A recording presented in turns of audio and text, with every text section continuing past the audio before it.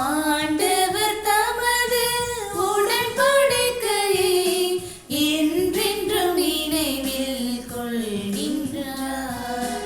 ஆண்டவர் தமது உடன்படிக்கையை என்றென்றும் நினைவில் கொள்கின்றார். ஆண்டவருக்கு நன்றி செலுத்துங்கள். அவர் தம் பெயரைச் சொல்லி வழிபடுங்கள். அவர் தம் செயல்களை மக்களினங்கள் அறியச் செய்யுங்கள்.